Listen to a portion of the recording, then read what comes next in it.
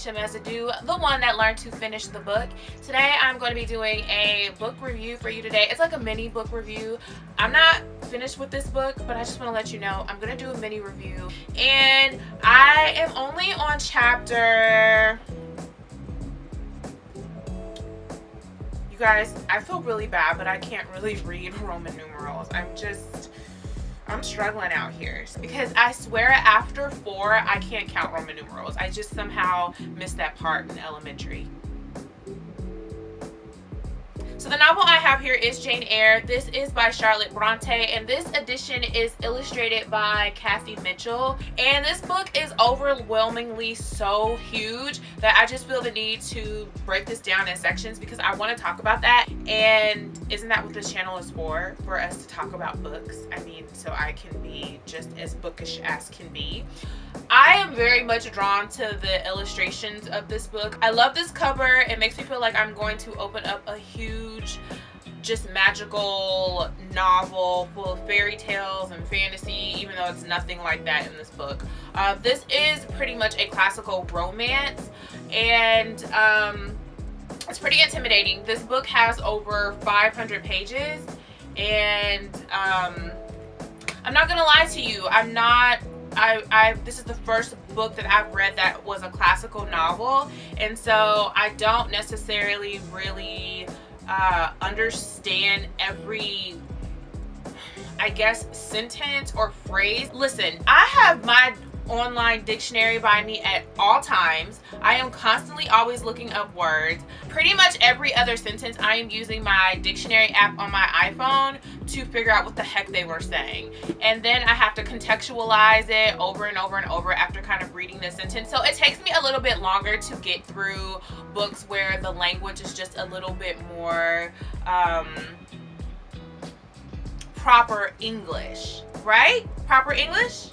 Let's go with that for now. If I'm wrong, you guys, that's what this channel is for. Correct me in the comment section. If you feel like this girl just does not know what she's talking about, tell me in the comment section, because I'm new to all of this reading and like this classical literature and all of this other stuff. You have to really engage yourself because it's in the beginning, it's you know, she's really trying to tell the story of her life. I'm currently on chapter 14 of this book. I've read 173 pages so far. This book is centered on the life of Jane Eyre. It's an autobiography. It follows her life from her childhood until her adulthood, and she starts off in the home of her aunt. In the beginning of the book, she describes her experience living with her aunt that had to take her in at a younger age. Her aunt has more of a well-to-do, and she's like this aristocrat, I want to say, and Jane Eyre is the niece of her deceased husband. And in this experience of living in her aunt's house, her aunt has, I think, 3 other children, and they live with a couple of servants or staff, house servants and house staff. And Jane Eyre goes through these experiences where she is mistreated by her aunt and her cousins. They aren't very fond of her because of the way that she looks.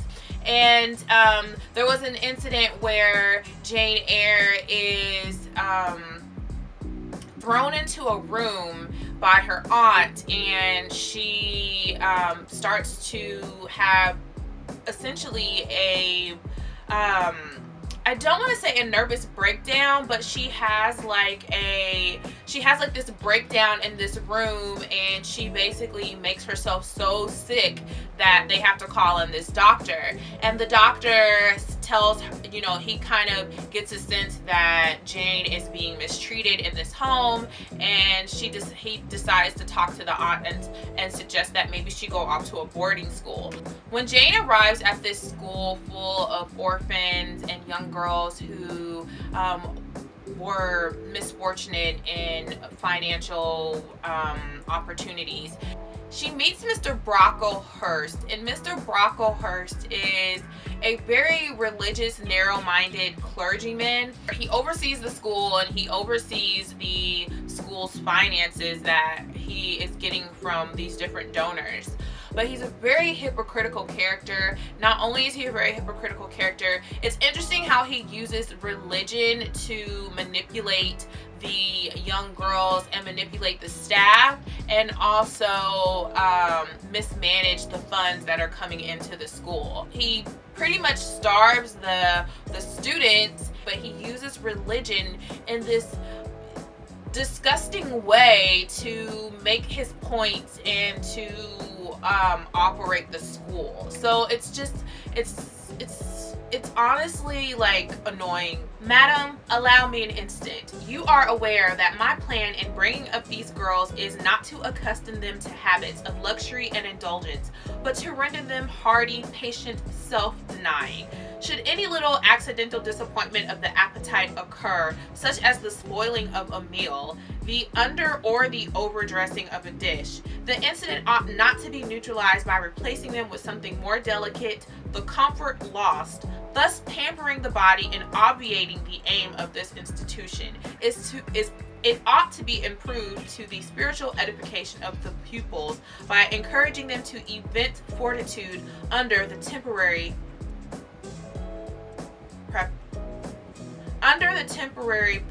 privation. Let's ask Merriam-Webster. Privation. It ought to be improved to the spiritual edification of the pupils by encouraging them to evince fortitude under the temporary privation. So basically, in him saying that, he just expressed that he wanted the children to deny themselves of food and that it was okay to starve them. Really, Mr. Brocklehurst? Really? Also, when Jane arrives to this school, she meets a young girl. Her name is Helen Burns. She's a few years older than Jane, and they build this relationship. And Jane has, in the beginning of the story, because of her experiences of living with her aunt and her cousins, she sort of has this woe is me type of reality that she creates for herself, and she feels very sorry for herself, but at the same time she's also very she's a no-nonsense type of person. Like, she doesn't stand for a lot of stuff, and she is very expressive. She's very opinionated, and she doesn't really allow for people to mistreat her. Although she's been mistreated, she's not open to people mistreating her. Whereas where she meets this girl, Helen Burns is a little bit more spiritually centered, and she uses a lot of her wisdom to guide Jane along through her experience in the school. There are a lot of times in the book where Jane communicates her depression, or she will communicate how she feels so unlucky, or she has these type of resentments towards people, or she's held these grudges, and then Helen will come in and she will maybe encourage her with some type of personal experience, or she'll give her a Bible scripture, or she'll just give her all of these like sentiments of wisdom and just inspiration so that Jane can go on for the next day. But what I found was very interesting, and I found that it made Helen Burns' character a little complex, because, or layered rather, because she would have all of this wisdom and be very encouraging, but at the same time she would she was very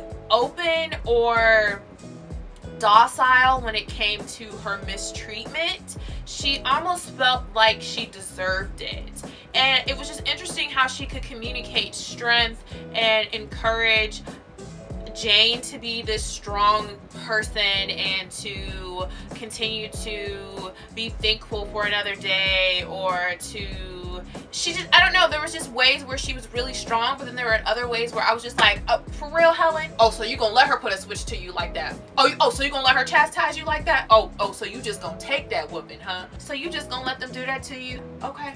I mean, there were just times where I really was just, I was disappointed with Helen Burns' character, because she's supposed to be this strong, older, wise teen teenager that encourages Jane, but then at the same time she feels almost as if she deserves the type of punishment that she receives, and I'm just so not here for it. So it was a little disappointing in the book.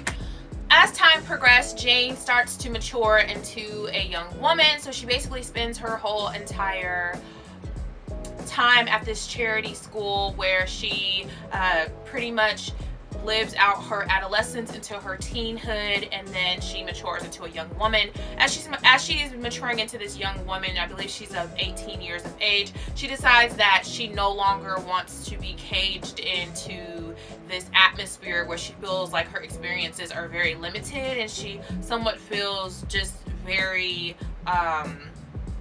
like she can't do anything outside of this world of being at this charity school. She actually, not only was she a student there, but she becomes a teacher there. So she just feels very caged in.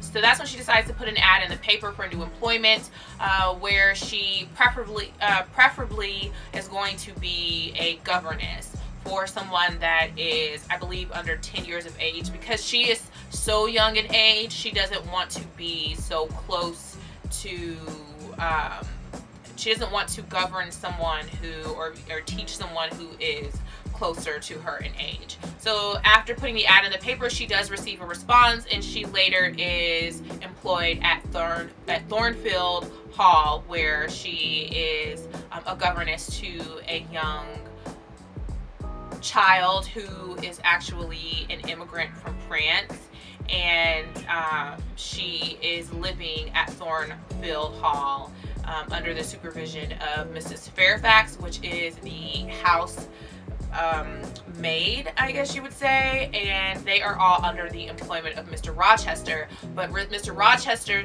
is, he doesn't live in this house all the time. He comes and goes. He doesn't like to stay in the house.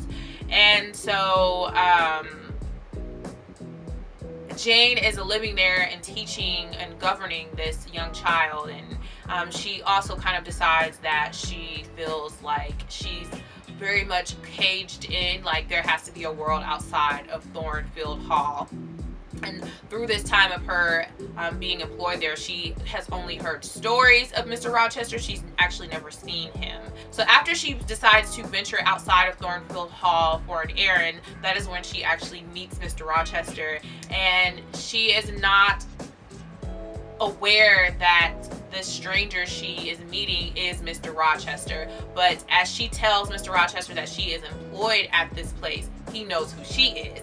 So now I'm at the place where Mr. Rochester and Jane are actually starting to form a relationship, not romantically, but just as employer and employee, and he is starting to receive her as a confidant where he can actually express himself. So that's just where I'm at with this book. I'm going to continue to read it. I really want to be done with this book at least by December, and I'm really hoping for that. But this concludes my mini review. That's all that I really have to say until the next. I think maybe I'll review it after I get to maybe chapter 25, and then I'll do another mini review, because I want to break these up, because this book is so huge that I do not want to review all of it at the same time. So I'll do, like, once I'm done with the book, then maybe I'll do like a live chat if anybody's interested in doing that with me.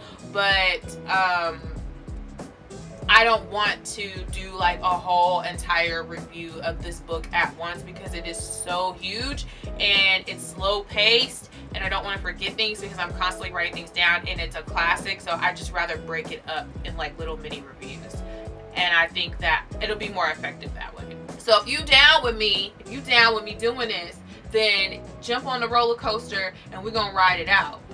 Or jump in a Cadillac. Yeah, jump in my Cadillac. If you down to ride with these mini reviews, then jump in my Cadillac and we're gonna ride it out to the end of the book. That's what we're gonna do. We're gonna finish this book. Okay, guys, and if you're interested in checking this book out, then definitely look down below. I will have a link for you where you can purchase the book or whatever you want to do. I'll leave some options down below where you can check this book out, or you can also go to the Goodwill. I'm sure you can get there. I got mine at the Goodwill. That is all that I have for this video. If you are not following me on my social medias, definitely check me out on my social medias. I am so social. I just want to thank you all for watching this video. I hope you all enjoyed it. If you're not a subscriber, please subscribe so you can see more videos like this. Don't forget to comment, like, and share, and I will see you all in the next video. Bye!